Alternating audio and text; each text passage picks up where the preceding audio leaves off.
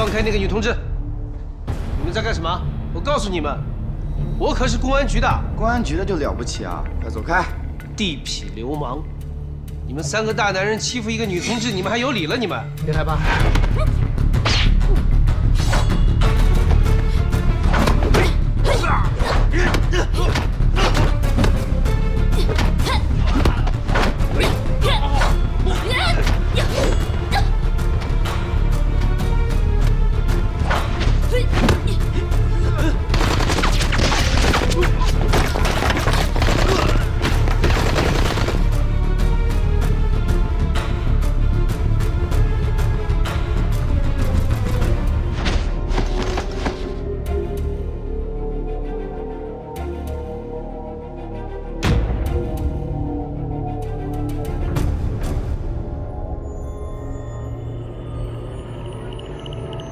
别动！你们到底是什么人？该死的人！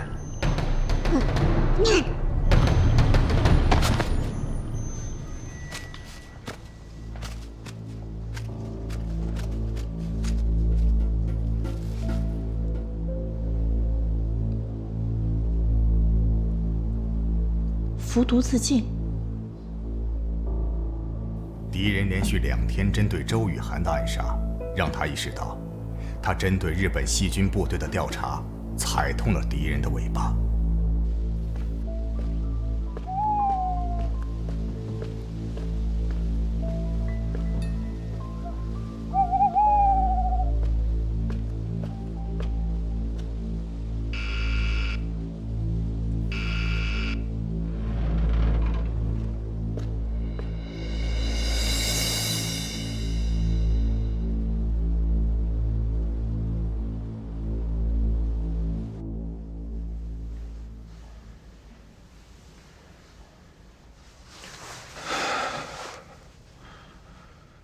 这么晚了找我来，一定有什么事儿吧？这么多天来，我一直为你提心吊胆的，生怕你有个什么闪失。又在瞎想了。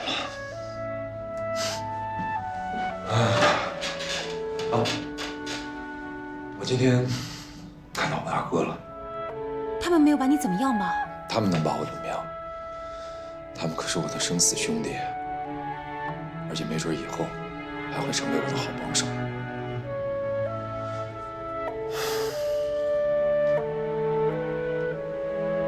盛文，我再次求你了，放下仇恨，别再固执了。你也应该为我们想想了。自从你隐姓埋名躲进深山以后，1年多了，我丝毫的希望没有看到。反而还闻到了危险的气味。我们趁这个时候一起走吧，去香港，去美国。我不求荣华富贵，我只求安安静静的，能跟你过平淡的日子就足够了。人这一生纷纷扰扰，功名利禄，都是过眼云烟而已。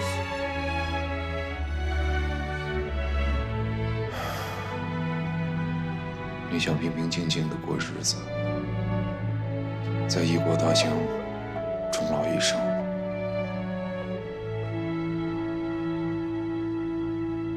可是有人不答应。谁？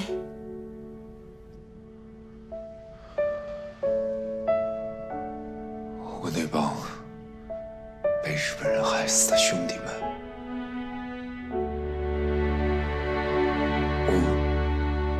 我只要一闭上眼睛，我就能听到他们的冤魂在呐喊。崔胜文，崔胜文，替我报仇，替我报仇。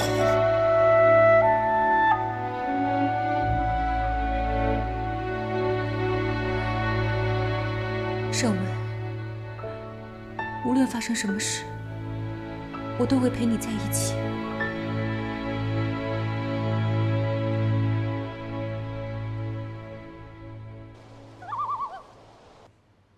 崔胜文已经同意向政府自首，交出山口俊一。周局长，敌人劫持山口俊一，说明他与惊蛰行动有关，而麻雀是山口的女儿，恰恰在这个时候再次出来活动，二者之间可能存在一定联系。所以，我请求上级批准，将抓捕麻雀和捣毁惊蛰行动并案处理，一起找出那只麻雀的行踪，从而找出隐藏在他们背后的巨大阴谋。你觉得怎么样？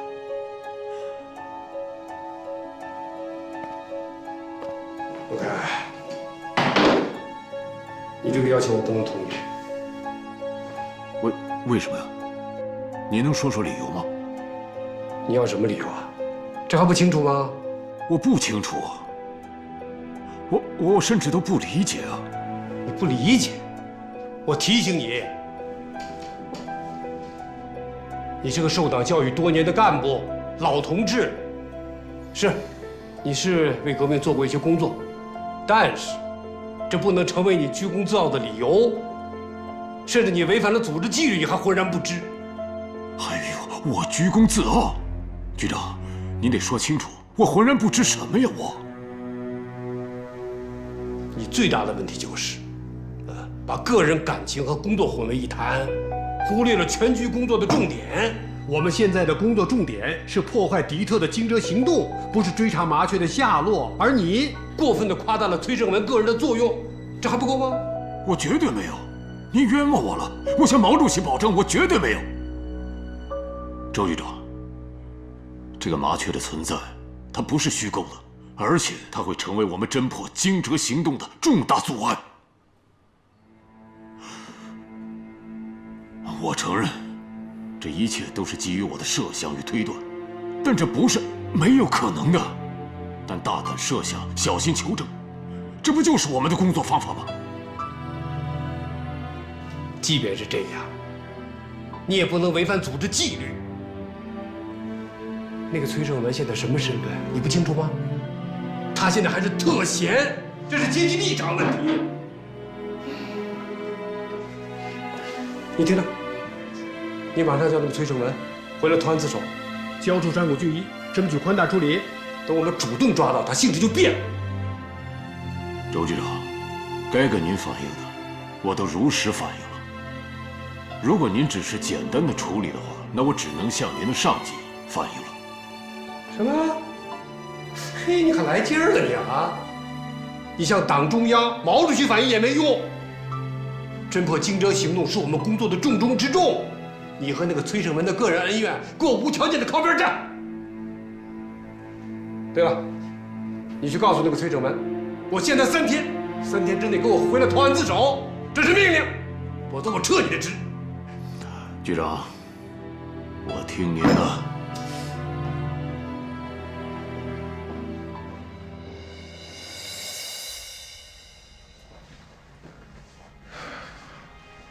那个日本老头这2天怎么样？你放心吧，一切都很正常。我就是睡觉，也是睁开眼睛的。记住，如果我不在的时候出现什么异常状况，活了命也不能让他跑了。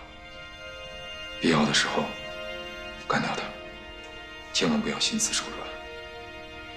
我知道了。这种暗无天日的日子，什么时候才能熬到头？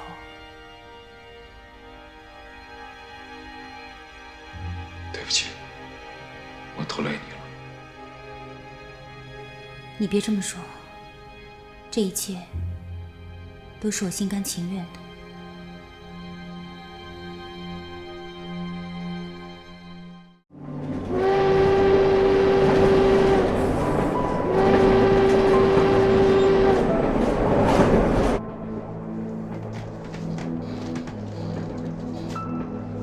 一个人的言行举止，很可能会暴露他不该暴露的东西。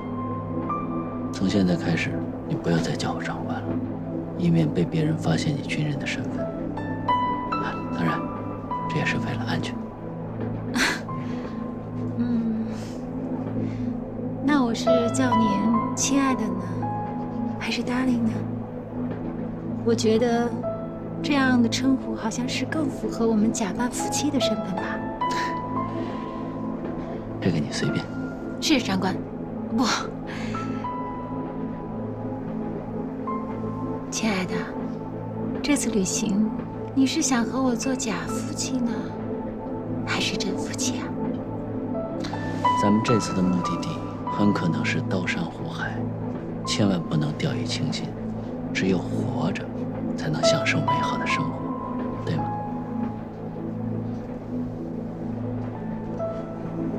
Darling, do not want to say anything about the trip to my town. 愿我们能活着回来。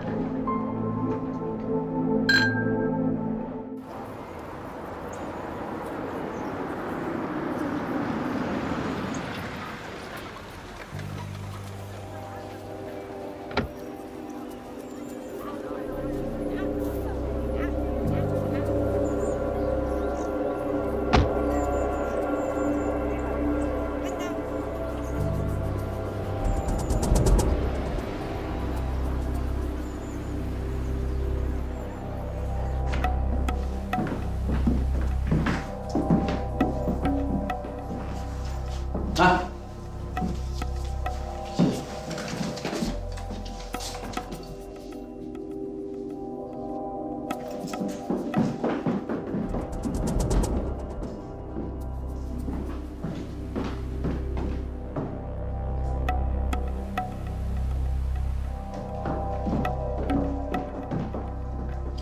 兰兰，饭菜一会儿就到，咱吃完了就过去。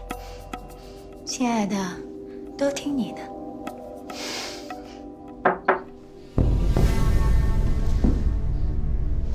我去。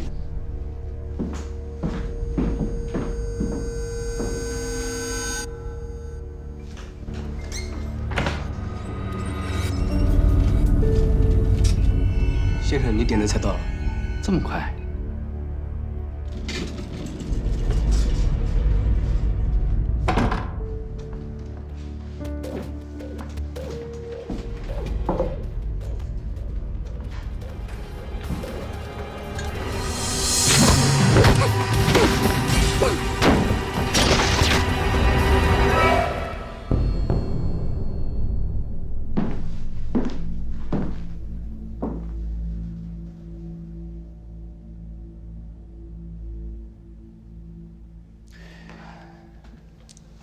连顿饭都不让吃了。厅长，周局长说我居功自傲，我认了，我不辩解，因为压根儿就没有事儿，我辩解什么？可他批评我把私人感情和工作混为一谈，忽视了全局的工作重点，夸大崔胜文个人的作用，这个我坚决不能接受。老首长，当年我在军统潜伏的时候，主要任务就是为我党我军搜集情报，同时向崔胜文靠拢。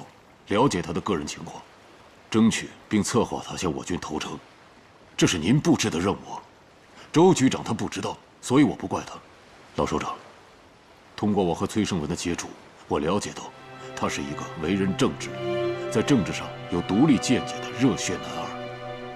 抗战胜利之后，他亲眼目睹了国民党内部派系斗争、贪污腐败的事实，所以他对国民党丧失了信心。他接受了我对他的争取，向我军投诚。可是，在关键时刻，他突然诈死，神不知鬼不觉地失踪了。我承认，他利用了我们，利用了所有人。可这正是因为一个像鬼魂一样缠绕了他多年的人，杀死了他的30多个兄弟，至今还下落不明的日本间谍麻雀。而这个麻雀的父亲，极有可能就是日本731细菌部队的杀人恶魔山口俊一。哦，这可是个很重要的情报。敌特劫走山口俊一，我怀疑这件事情与惊蛰行动有关，所以我建议将抓捕麻雀并入625专案。从个人情感上来讲，这个建议是可取的吧？而且，周雨涵去抚顺战犯管理所了解的那些情况，我相信你已经知道了。可提供这些情报的人是谁呢？正是崔胜文。老首长，据各种迹象分析，这个麻雀和山口俊一极有可能和我们正在侦办的惊蛰行动这个案子有关联。我们为什么不顺水推舟去抓获这个麻雀呢？这样对我们侦破惊蛰行动这个案子有事半功倍的效果。可是现在问题来了，局长说我阶级立场有问题，让我转告崔胜文，如果3天之内不投案自首的话，就撤我的职。哎，怎么办啊？老周这个人呐，脾气是急了点儿，但是他现在重任在肩呐，压力巨大呀，说话硬邦了点儿，也可以理解，你说是吗？再说，你是他的爱将，他骂你几句，嚷你2声就受不了了，不至于吧？咱们搞侦查工作的，有特殊的修养，要学会控制自己的情绪，你说呢？最近我们做了一项情报分析，国民党保密局也在积极寻找日寇藏匿在大陆上的细菌武器，恐怕这就和他们这个惊蛰行动是有关联的。关于这个崔胜文，我的态度是明确的，只要他投案自首，交代清历史问题，我们一定会给他一个光明的未来。陆凯啊，拯救一个人的灵魂，比消灭他的肉体要困难得多呀。再说，如果我们能成功地抓获这个麻雀，那对揭露日寇的暴行和国际反华势力、反人类道义的行径会产生重大的影响。你尽快安排我和崔胜文见面，由我去请示上级领导。行了，走吧。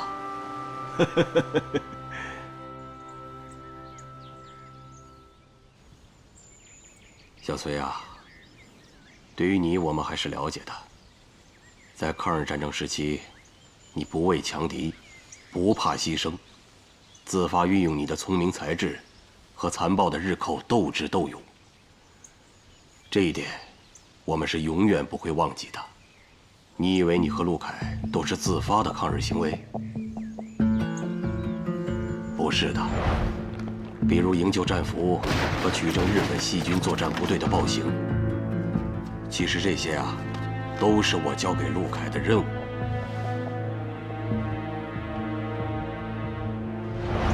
而且，你这个人嫉恶如仇，对国民党的那些贪官污吏，你是深恶痛绝。为此，他们还差点把你置于死地，是这样吧？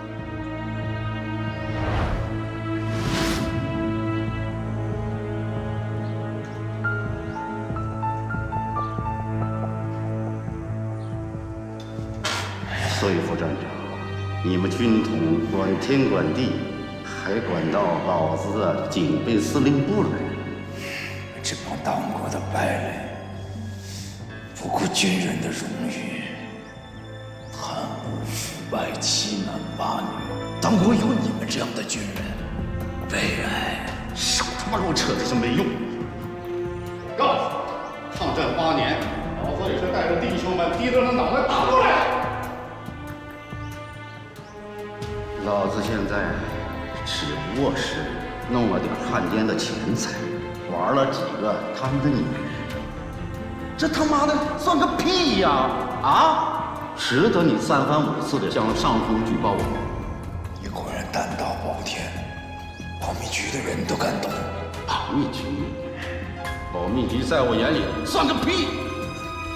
既然你敢摸老虎的头，那就要有被老虎拍死的觉悟。长官，先杀了他们！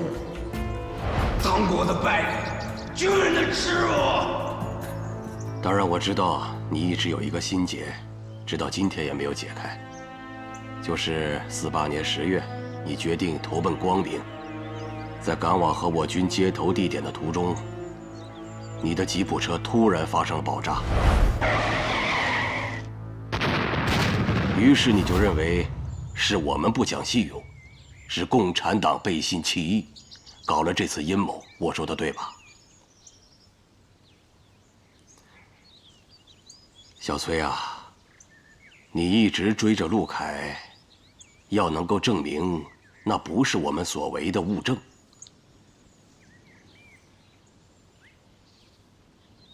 可以看看这个。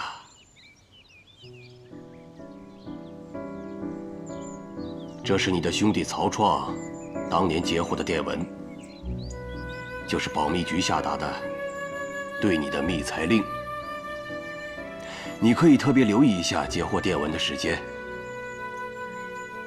当时曹创在抄收电文，这个时候你的吉普车已经出了门口，那就是说他在截获电文和你吉普车出门这两件事情，在时间上是重叠的。曹创为了营救你，他冒险用明码电报通知了陆凯。你投诚的意愿已经暴露了。陆凯为了营救你，立刻带人赶赴接应地点，但是万万没有想到，在半路上有不明身份的人员对他进行了狙击，于是延误了他到达接应地点的时间。我们可以想一想啊，按照正常来讲，只有收到密裁令之后，保密局才会对你采取措施。那么为什么有人会提前埋伏在陆凯他们的必经之路上呢？小崔啊，你不要忘了，如果我们共产党真的要杀你的话，那当年警备司令秘密处决你的时候，我们就用不着出手相救了。你还记得46年秋天吗？张副官在密杀现场把你营救下来，他执行的就是我给他布置的任务。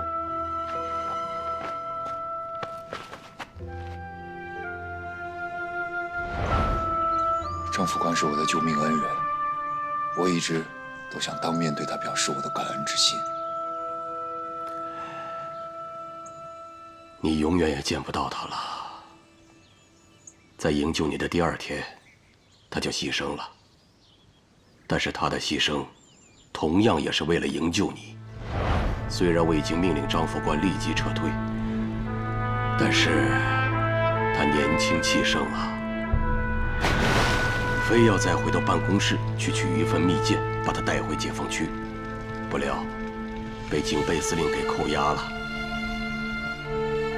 敌人对他进行了残酷的审讯，但是张副官始终咬紧牙关，没有承认自己的真实身份和营救你的内幕。狡猾的敌人恼羞成怒啊，为了撬开他的嘴，决定在他身上使用从美国中央情报局引进的吐真剂，学名叫做硫苯水钠。这种东西啊，可以使人的大脑失去对自己行为的控制，可以在无意识当中对别人的提问做出应答。药效发作以后，说假话比说真话更加难受。但是张副官没有让敌人的阴谋得逞，他有意激怒了敌人，从警备司令手上抢下了注射器。这个结果啊，恐怕我们都能够想到。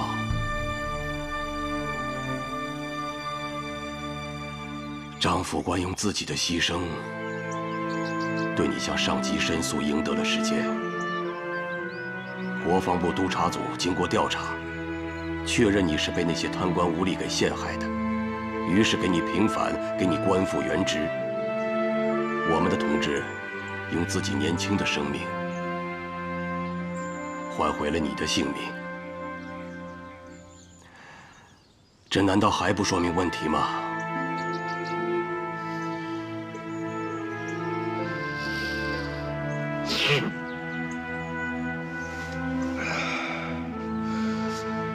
共产党言而有信，保证守战。张副官更是视死如归，堪称仗义英雄。我崔胜文必将永世不忘，感念终生。啊，至于说到那次爆炸，我从来不认为那是个巧合。干我们这一行的应该永远记住，在这个世界上从来就没有什么巧合。你吉普车爆炸，那是有人蓄意而为，其目的就是想挑拨离间，借刀杀人。而且我还认为，这个在你车上安放炸弹的人，一定是感受到了来自于你的某种威胁。你不死，他就要在恐惧当中惶惶不安。那么我们可以想一想，在当时是谁因为对你的恐惧和恨，一定要置你于死地呢？麻雀，就是那个日本间谍。这么多年，我从来没有停止过对他的追捕。这个双手沾满了中国人民鲜血的日本间谍麻雀，我们是绝不会放过他的。我们中华民族从来就有一个信条，那就是犯我强悍者，虽远必诛。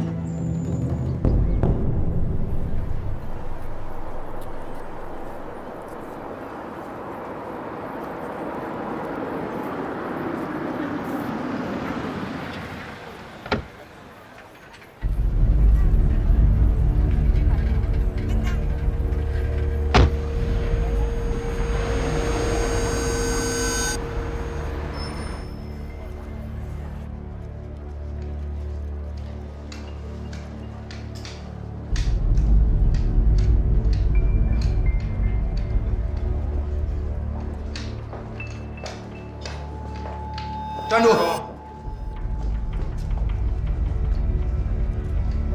转身！上山！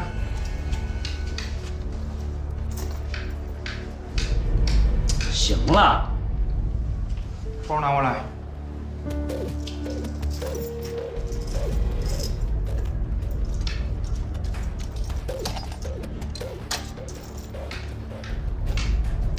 跟我走。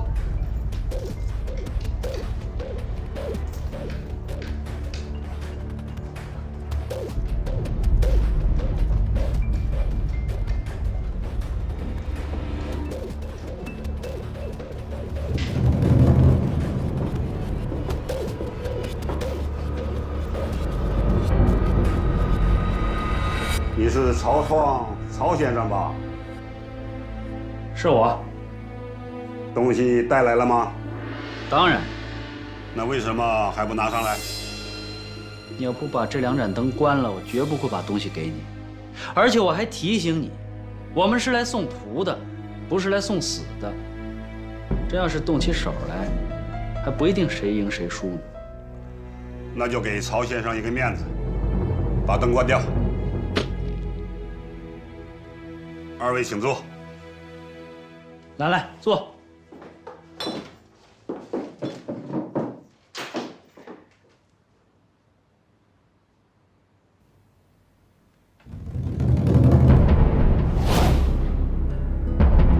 那个叛徒名叫田园，被他出卖的同志已经达32人之多。组织上要求你们，无论在任何情况下，一旦发现他，立即处决。曹先生，可以把地形图交出来了吧？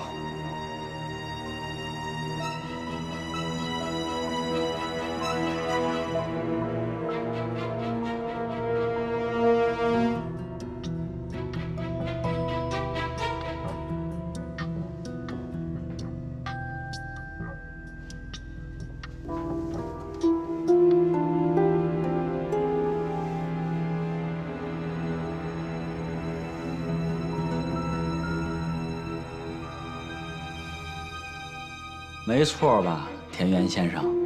怎么？曹先生认识我？3年前，田先生的大名那真是如雷贯耳。作为军统春城站的一员，我十分荣幸地见过您的照片。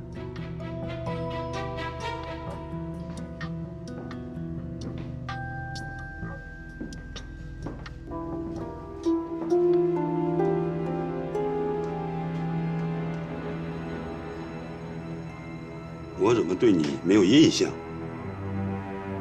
我对您却印象深刻呀，亲爱的，把香烟给我。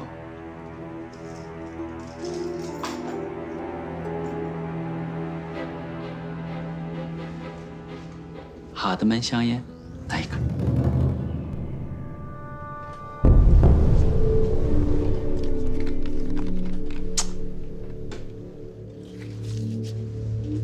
拿过去。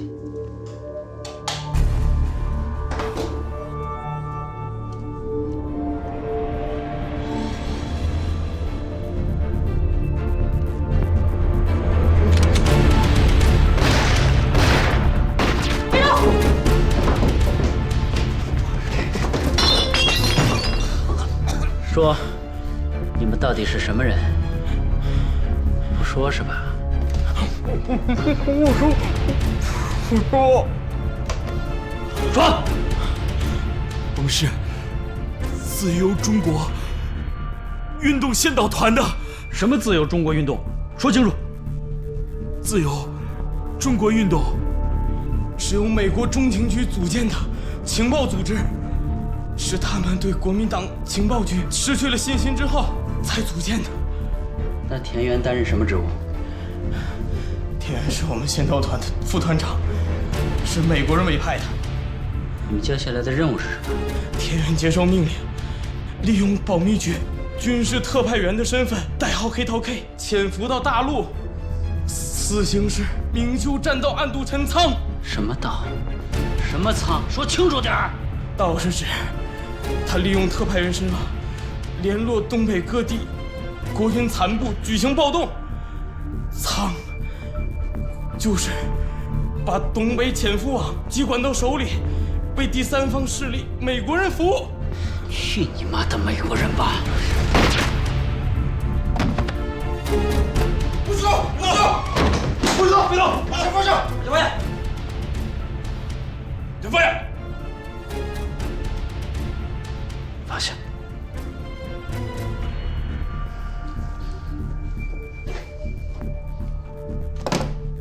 带走！往门口走！快走！走！走！快走！快！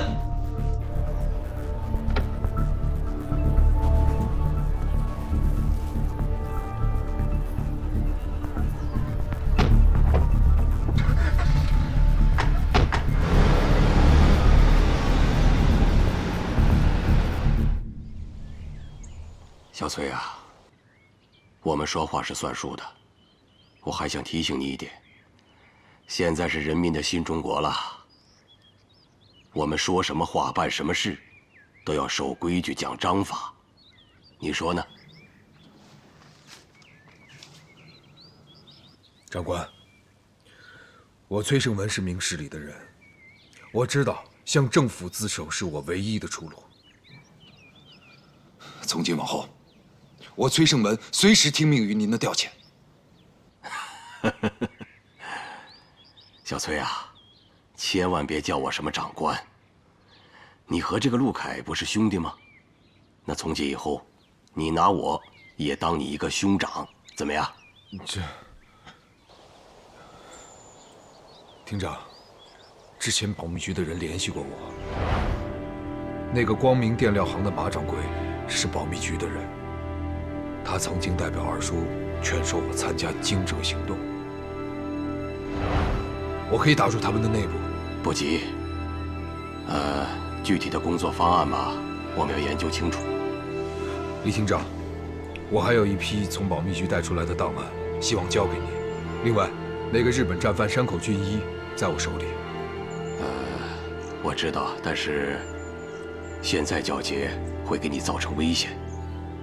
那批档案暂时存在你那儿，具体的交接工作安排好之后，我会让陆凯通知你的。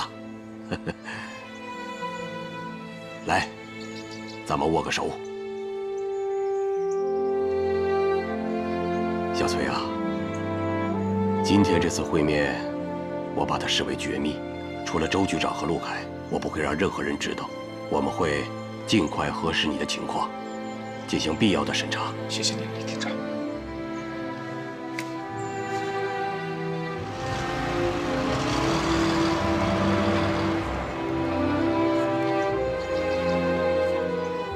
小钟呢？我在想，共产党之所以能打败国民党蒋介石，其中很重要的一个原因，就是因为共产党有无数像李厅长这样睿智仁义的好长官。这只是你的初步印象，时间长了，你就会明白，为什么共产党会打败国民党。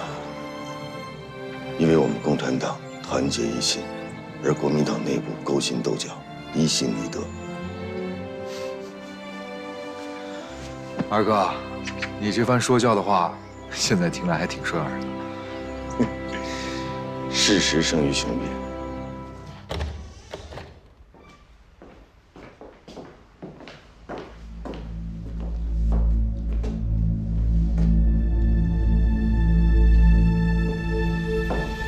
此前，你是否见过那个田园？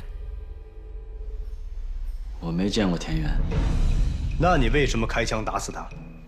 我虽然没见过他，但是我知道他的底细。而且我的接头指令告诉我，跟我接头的人绝不是什么自由中国运动的人。这个田园，他原本就是共党的叛徒，可没想到他狗改不了吃屎，现在又阳奉阴违，投靠了自由中国这个所谓的什么运动。这种党国的败类，人人可诛之。曹先生，你这一枪打得好，打得痛快，既为保密局铲除了后患，又大大提升了全局上下的士气，可喜可贺，可喜可贺呀！请问您是？啊，我是保密局香港站站长季昌杰。曹先生，让您受惊了。曹先生，季某之所以如此，的确也是迫不得已啊，见谅啊。曹创摔摔打打十几年，这已经习以为常了。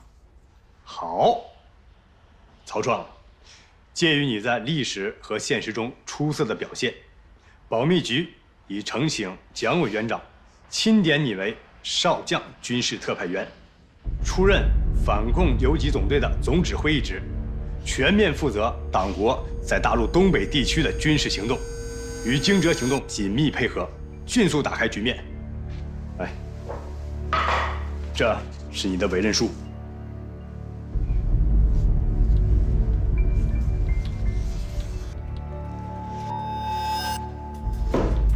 感谢上峰栽培，曹创愿为党国冲锋陷阵，在所不辞。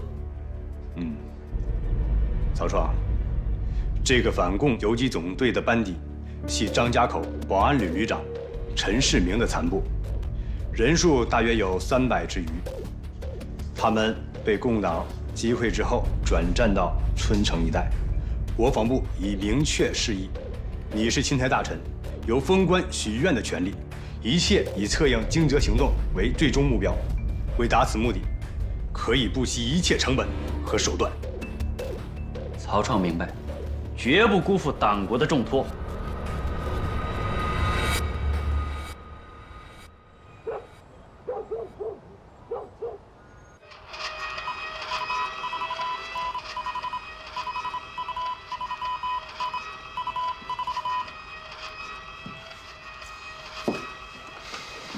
好了，编好了，马上就好。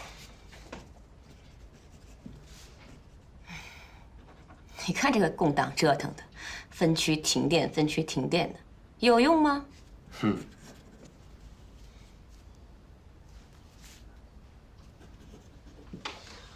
好了。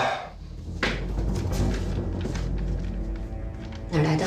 国防部，他们委派了一名军事特派员来春城，组织一次暴动，来配合惊蛰行动。特派员的代号叫黑桃 K。我看他们除了用人必疑的把戏之外，什么都不会，还特派员。你说这个特派员来春城，肯定是来制约二叔的吧？那二叔的权力肯定会受到限制啊，怎么办？管他怎么办呢？先向二叔汇报了再说。那个曹创回来了吗？还没。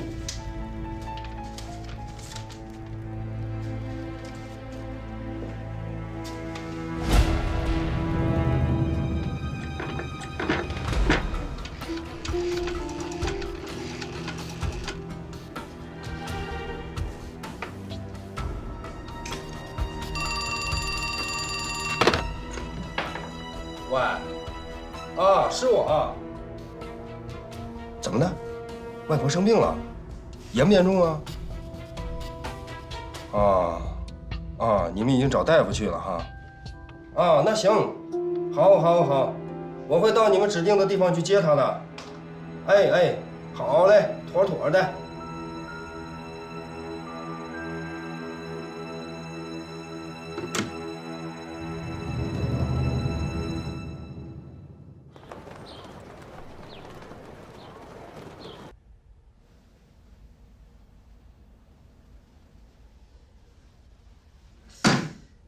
根据截获的情报，一个代号黑头 K 的特务，已经以探亲的身份被杀。至于他什么时候进入我市，还等上级的地形通报。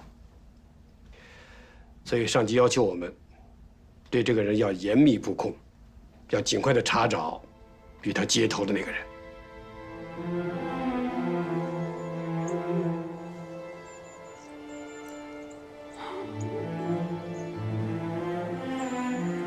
首长，有什么发现？我在澳门见到了您说的那个田园，我把他处决了。据他的同伙交代，他们是自由中国运动的成员。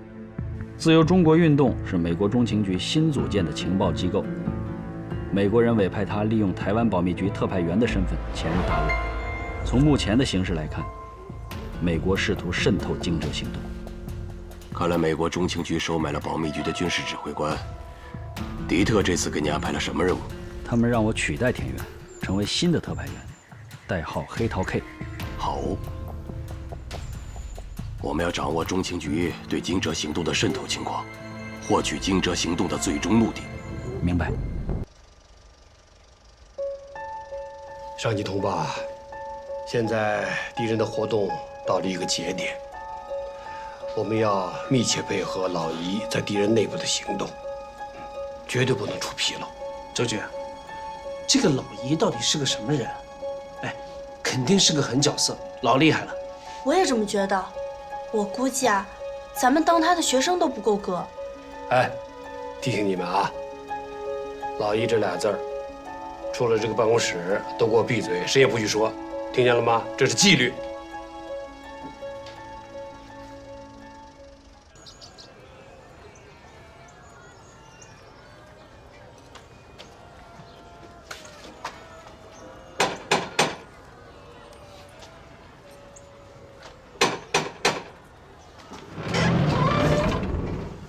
哟，曹先生，您来了。老哥你好。哎，董事长和我弟妹在吗？在，都在呢。您来的正巧，夫人呐刚把洪涛和这夏波接回来。哟，我替您拿着。也好，哎，省得崔老先生见着这些东西，他又该生我气了。是。不是。到南方出差，给你带来一包烟，尝尝。哟，这多不好啊！您是每回来都惦记着我，想着我。呵，正好这一口呢。来，曹先生，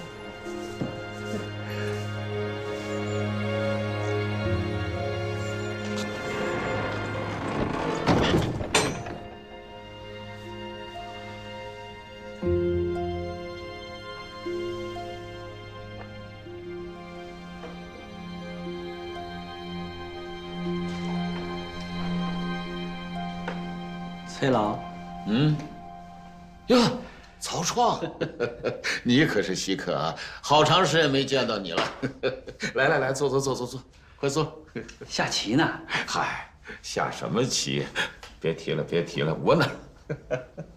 啊，陈妈呀，给我们煮点咖啡来。我们家陈妈呀，咖啡煮的很地道。崔老先生对国际象棋也有研究啊？哎呀，当年呢，在英国留学的时候啊，学会的。这摆的好像是猎鸡经典残局的一个变种。什么你也会啊？哦，你看，我想起来了，当年在沈阳的时候，你的棋艺那是无人可敌啊！你看，哎，那好，来，帮我呢，把这盘棋呢好好破解一下。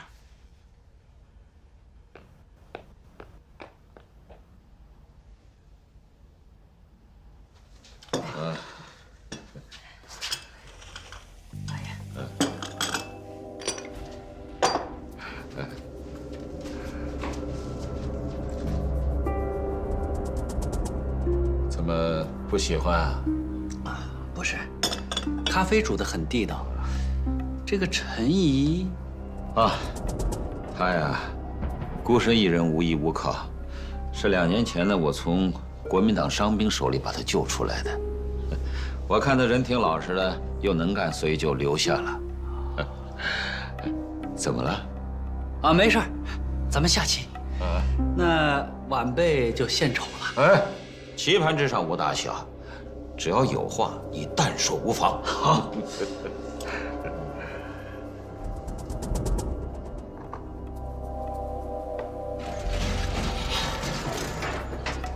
我去买点东西，你等我一下。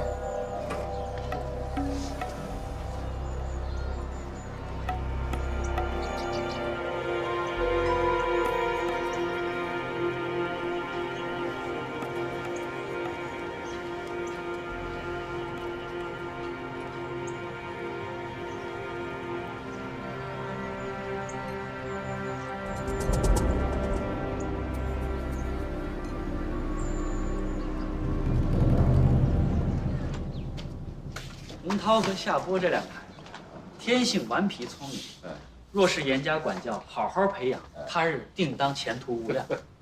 哎，对了，曹创啊，你发现没有？我这鱼缸里的鱼啊，最大的不过3寸，而且永远也长不大了。可是如果我把它放在那个大水池里，用不了几个月，就能长到1尺甚至更大。这是为什么呀？愿闻其详。老夫以为啊，幼子的教育和这金鱼的养护虽然各异，但是道理是相通的。要想让孩子健康茁壮的成长，就得给他足够的空间，自由活动的空间，千万不能把他拘泥在这小小的鱼缸里啊！你说是不是？哎呀，崔老此言看似浅显，实则寓意深厚，发人深省啊，着实令晚辈叹服。我不过是有感而发。好，请。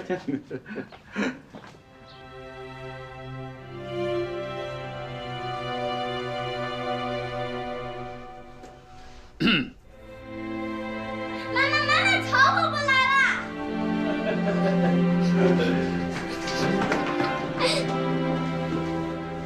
曹伯伯好！孩子们，你们好。曹伯伯，您这次出差为什么时间这么久啊？啊，时间久啊，就说明你曹伯伯有很多事情要处理。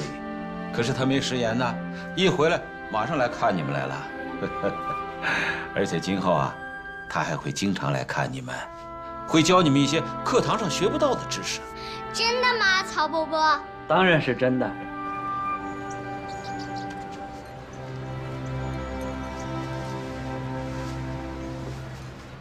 盛文，与其这么痛苦，还不如干脆找个机会，跟爹和大姐还有孩子见一面。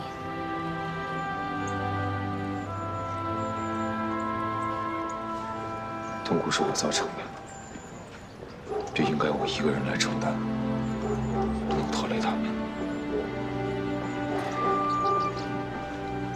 只要知道他们安好，我便心满意足了。盛文，走吧。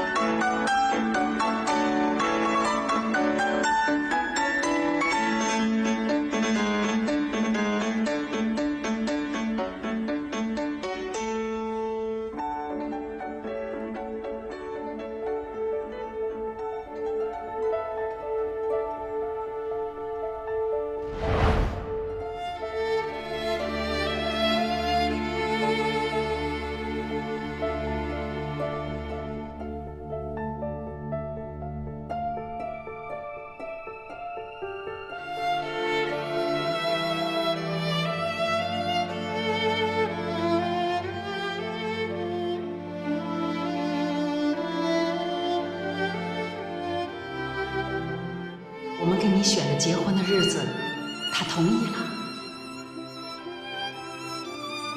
唉，你们好了都3年多了，这爱情之花也该要有个结果的时候了。我和你爸，妈。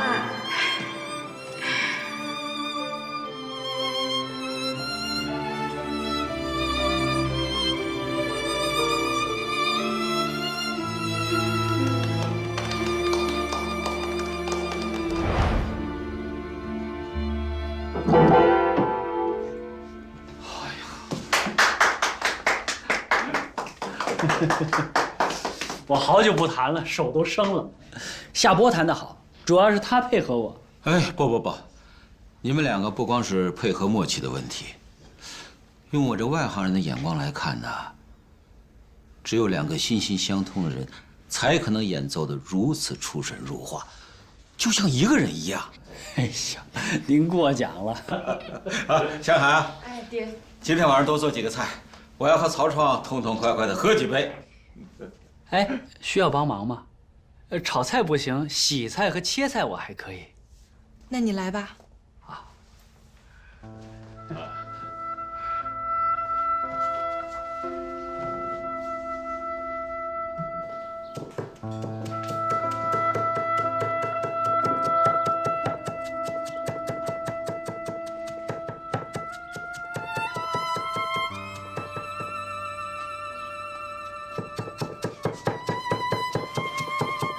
你送我的化妆品，我看到了。我也不知道该送你什么好，喜欢吗？喜欢，但是我不需要。我现在只需要你一个解释。你的手。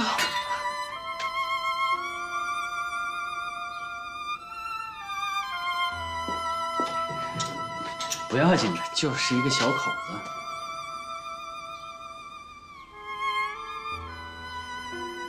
是不是什么事情对你来说都无关紧要？当然，你有你在意的事情。为了这些事情，你不但可以改变你的习惯，还可以全然不顾地抛弃即将成为你妻子的女人，然后像空气一样消失得无影无踪，对吗？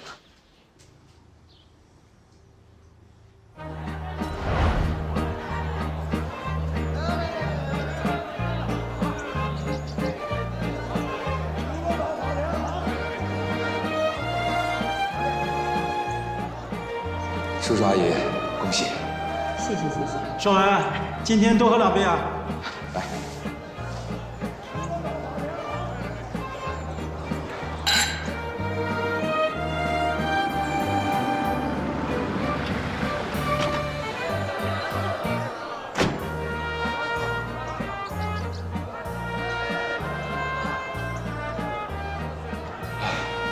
站长，您也来了。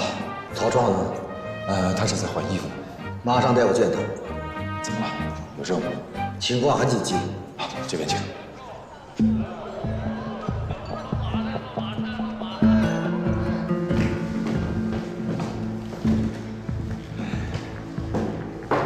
大哥，大哥，你看我这合适吗？大哥，你看谁来了？站长光临，真是蓬荜生辉啊！你们没别人吧？没有，就我，我正在换服装呢。你呀，在这给我守着，什么人也不准进来，听明白了吗？是。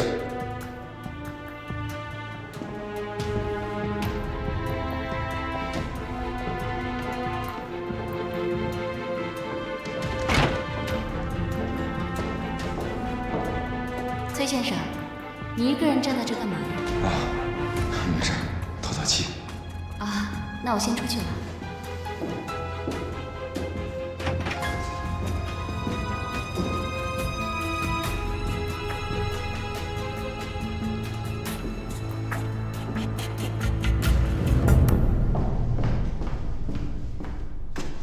大哥，怎么了？发生什么事了？大哥。今天的婚礼我参加不了了。大哥，你说什么呢？我没听清楚，你再说一遍。今天的婚礼取消了，永远取消了。我马上就要离开，听清楚了吗？为什么呀？你忘了干咱们这行的规矩了？执行任务就是执行任务，不要问为什么。可是，大嫂怎么办？他的父母怎么办？你怎么跟他们解释啊？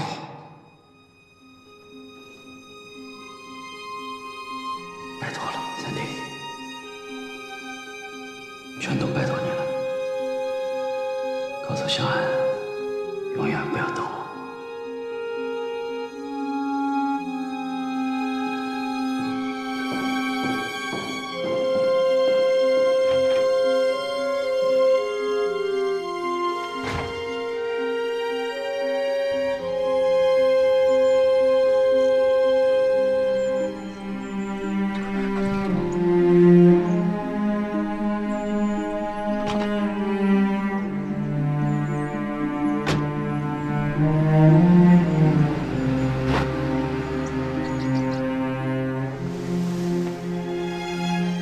三弟，虽然你表演得很逼真，但是我还是不会相信你。而且我知道这肯定是你大哥的主意，他是想考验我，对吧？猜不上吧？大嫂，大嫂，我真的没有骗你，我大哥已经从后门离开了。如果你不相信我说的话，你可以问你家别墅的守门人。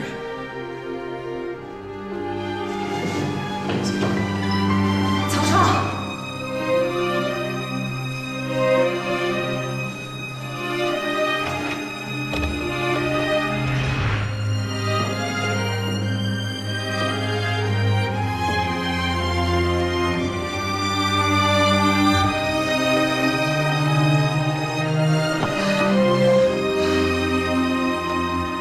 小孩。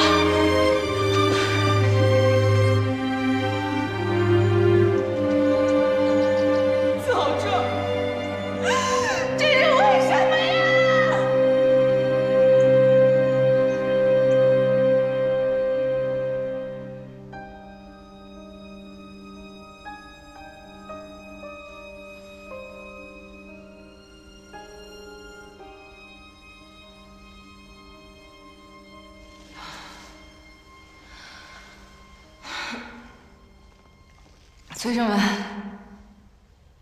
给我倒酒。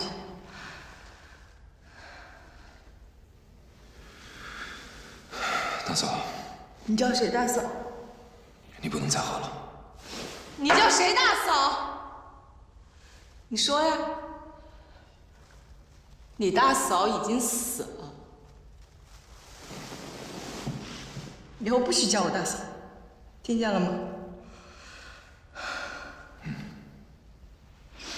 以后要叫就叫我名字，叫我吴香寒。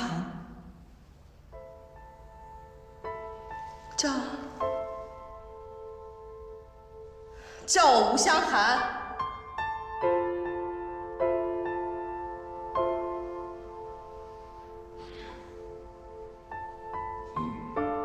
吴香寒，我觉得你不该爱上干我们这行的人。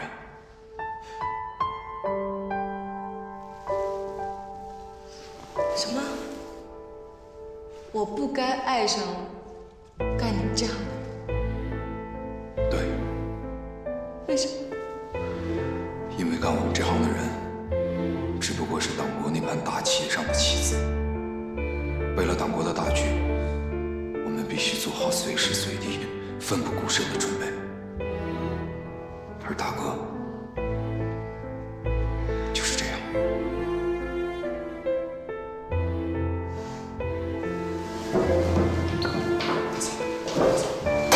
什么破党国？什么破党国？如此没有人性，可以随便把一个人像妻子一样牺牲掉。从今以后，你不许再跟我提你的大哥，我跟你大哥一点关系都没有。就像你说的，他去做他的妻子去了。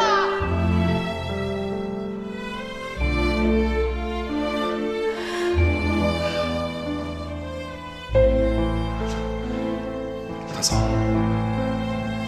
你累了，该休息了。我是累了，我需要休息。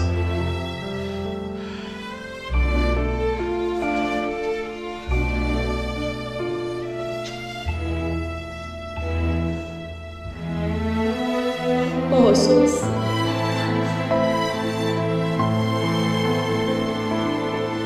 抱啊！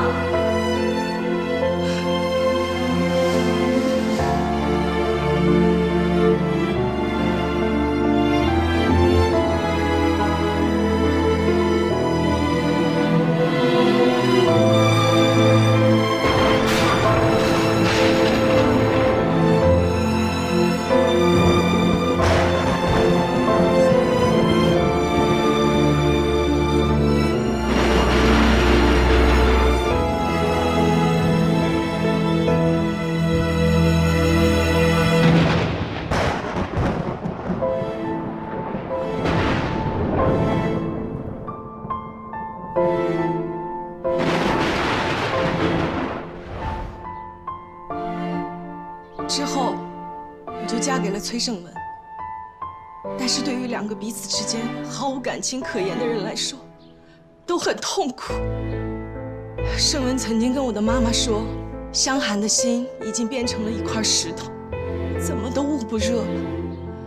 我知道，对于任何一个男人，都需要一个女人的呵护。洪涛2岁那年，我就知道了他和照顾他的护士静竹的关系。之后，我就带着洪涛回到了春城。这么多年，我对你有说不尽的怨恨，和割舍不掉的牵挂和惦念。那天在小酒馆看见你，我竟然有了一种死灰复燃的冲动。但是很快我就冷静下来了，因为理智告诉我，你是一粒棋子，在一粒任由别人摆布的棋子面前，我必须克制。曹创，我只想问你一句话：你爱过我吗？请用真话回答我好。爱过，但那是昨日黄花了，已经枯萎凋谢。我现在如果继续爱你，那是对你更大的伤害。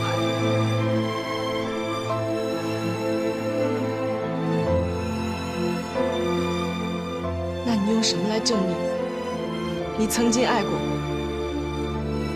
命。如果哪天你需要我的命，随时拿走，我绝不会说半个不字。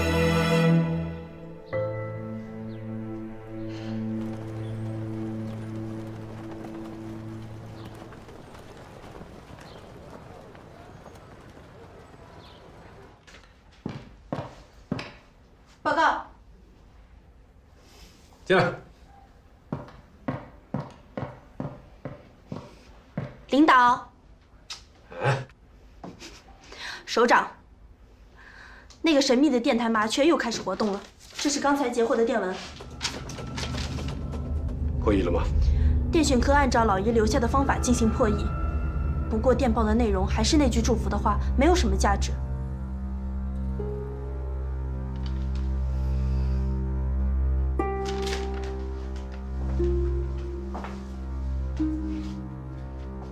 电台的地址侦测到了吗？还在本市。那个麻雀实在是太谨慎了，发报时间极其短，所以我们没有侦测到详细的地点。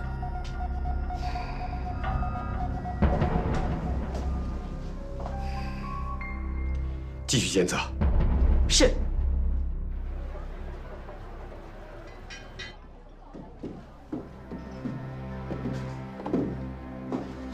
先生，请。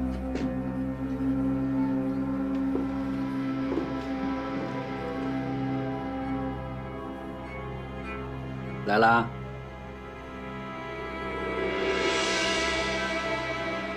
你？不错，是我，马掌柜，咱们又见面了。你就是军事特派员？确切地说，应该是蒋委员长钦点的军事特派员，东北地区反共游击总队总指挥。怎么，不像？不，主要是这太突然，一时还难以置信，对吗？看看这个，一会儿就知道是真是假了。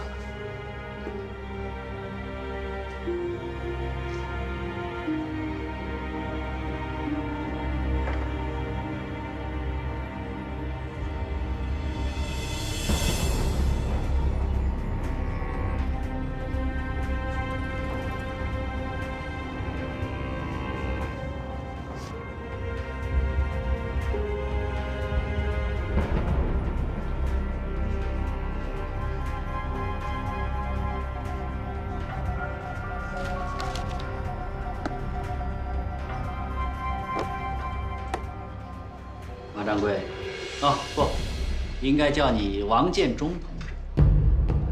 还有什么疑问吗？既然特派员连我的真实姓名都知道，王某对此笃信无疑，没有疑问了。但是我有国防部对二叔的警告。王建中，在。惊蛰行动时间已经过半，但是进展太缓慢，国防部对此已经大为恼火。